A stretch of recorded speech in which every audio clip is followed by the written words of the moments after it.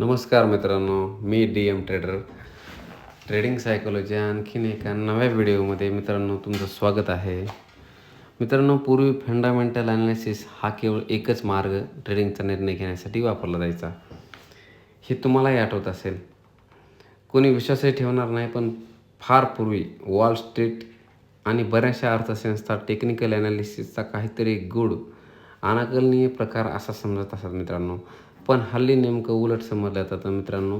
ट्रेडिंगविषयीची धोरणं आखण्यासाठी जवळजवळ सगळे अनुभव ट्रेडर्स टेक्निकल ॲनालिसिसचा थोडा तरी वापर करतातच मित्रांनो. फक्त काही छोटीशी किंवा शैक्षणिक समुदाय सोडले तर पूर्णपणे फंडामेंटल ॲनालिसिस करणारे हे कुठेच सापडत नाहीत मित्रांनो.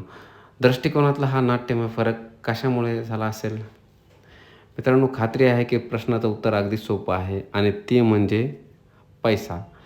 केवळ फंडामेंटल विचार करून पैसे कमवता येत नाहीत मित्रांनो. हा तर या विचारसरणीचा अंगभूत दोष आहे. आपल्यापैकी ज्यांचा फंडामेंटल ॲनालिसिसशी विशेष परिचय नाही त्यांच्यासाठी मी एक उदाहरण देऊ इच्छितो मित्रांनो.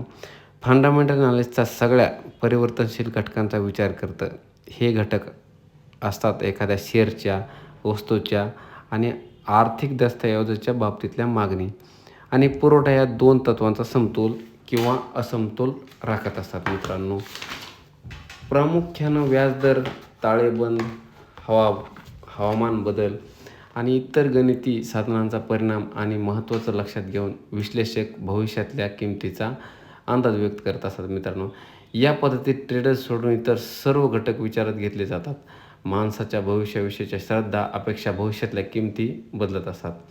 खरं तर अनेक ट्रेडर्स ज्यांच्यात भविष्यातली किंवा नाट्यमय पूर्णतः बदलण्याची क्षमता असते ते फंडामेंटल मागणी पुरवठा घटकांचा विचार करत नाहीत मित्रांनो.